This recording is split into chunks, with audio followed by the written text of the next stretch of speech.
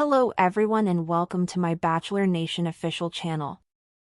I hope everyone is having a wonderful day. Before we begin, please hit the subscribe button and gives this video a thumbs up. Katie Thurston, the Bachelorette star, was diagnosed with breast cancer earlier this year, despite being only 34 years old. The former reality star has made it her mission to raise awareness about the realities of cancer, no matter how severe it becomes. However, it was too much for one fan. Katie Thurston was notable and controversial from the time she entered the Bachelor house. She arrived at the estate with a sex toy, which she gave to a stunned Matt James. Despite the unforgettable occasion, Katie and Matt did not have a close bond. She was dubbed the Bachelorette and given an eye-catching catchphrase. "See what the buzz is all about," a subtle nod to the vibrator from The Bachelor. The phrase split fans. Some were relieved to see something actual being discussed on the television. Katie Thurston, on the Barely Famous podcast, stated that she received a lot of anger and hostile letters from viewers who called her, among other things. Many celebrities opt to fight cancer in private, but Katie Thurston does not.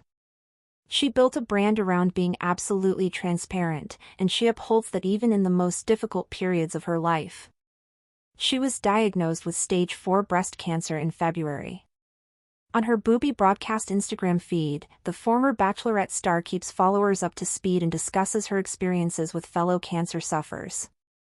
Katie Thurston does not shy away from discussing the ups and downs of cancer treatment, including the adverse effects of the medication she is taking. Katie Thurston was initially informed she needed chemotherapy, but her treatment plan changed when she discovered she was in stage 4 rather than stage 3, as she had been advised. She is on oral medication, but she still experiences many of the same adverse effects of chemo, such as hair loss, cognitive problems, and exhaustion. In her most recent Booby broadcast, Katie Thurston reported that a fan made her feel bad for complaining about the adverse effects. The Bachelorette star agreed the fan may be correct, as there might be worse adverse effects. However, as someone who will be on medication for the rest of her life, Katie Thurston felt justified in her complaint. She reminded fans that cancer isn't a competition, it sucks for everyone. Katie Thurston is not alone in her cancer battle. In addition to her supporters, she is accompanied by her husband. She married Jeff Arcuri, a comedian, in March. They just visited Katie's home state of Washington. She posted a romantic video on Instagram of a surprise her husband had prepared for her in their hotel room. It was only a few pink balloons and some food, but the gesture obviously meant everything to her. Do you believe Katie Thurston should feel guilty for complaining about cancer's side effects? Leave a comment. Katie Thurston's name has been intertwined with Bachelor Nation since the unforgettable moment she walked into Matt James's season holding a vibrator, an entrance that divided audiences and instantly cemented her as one of the franchise's most talked about contestants. From that moment forward, Katie was never one to conform to the unspoken rules of television etiquette. She leaned into her reputation as someone unafraid to discuss taboo topics, whether it was sex positivity, heartbreak, or now, in the most difficult chapter of her life, breast cancer. At just 34 years old, Katie received a diagnosis that would forever alter the trajectory of her personal and professional identity. For someone who had built a brand on radical transparency, the question wasn't whether she would speak about her diagnosis, but how deeply she would allow the public into her experience.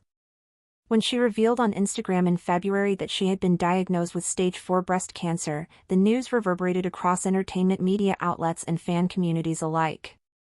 Many were shocked, both by the severity of the diagnosis and by the courage Katie showed in immediately choosing to document her journey online. She launched her Booby Broadcast Instagram series, a blunt yet heartfelt chronicle of treatment, side effects, and emotional reflections. Unlike many celebrities who retreat into privacy during health struggles, Katie remained committed to using her platform for advocacy. She knew that silence wasn't an option for her, not when she could use her voice to raise awareness for early detection, patient struggles, and the emotional toll cancer brings. Katie's insistence on openness, however, didn't come without challenges. One fan in particular struck a nerve by telling her she shouldn't complain about side effects, that others had it worse, and that she was lucky compared to those with even more dire prognoses. On her booby broadcast, Katie admitted that the comment hurt deeply, not because she couldn't take criticism, but because it echoed the shame that many cancer patients already feel when expressing their pain. Her response was clear and poignant: "Cancer isn't a competition, it sucks for everyone." That phrase alone became a rallying cry across social media, shared by patients and advocates alike, resonating with those who had felt guilty for voicing their struggles. Katie's treatment journey shifted after learning that her cancer had progressed further than initially believed. What she thought was stage 3 was, in fact, stage 4, a diagnosis that changed her treatment plan entirely. Instead of undergoing intensive chemotherapy in cycles, she was prescribed a long-term oral medication regimen. But while this spared her the traditional chemo infusions, the side effects were no less debilitating. Hair loss, cognitive fog, exhaustion, and unpredictable waves of nausea plagued her daily life. Katie did not sugarcoat any of it. On Instagram stories, she showed photos of hair strands left in her brush, joked about forgetting where she left her keys due to chemo brain, and described days where getting out of bed felt like scaling a mountain. Through it all, one constant source of strength emerged in her husband, Jeff Arcuri. The comedian, who Katie married in March, became both a caretaker and a partner in humor. Their love story, which had blossomed in relative privacy compared to Katie's very public Bachelor engagements, suddenly became a beacon of hope for her followers. Jeff's romantic gestures, like filling their hotel room with pink balloons and takeout during a visit to Washington, carried symbolic weight far beyond their simplicity. To Katie, it was proof that love, laughter, and intimacy didn't vanish in the face of cancer. If anything, her illness had brought them closer, sharpening their bond with urgency and gratitude. Her return to Washington was emotional for other reasons, too.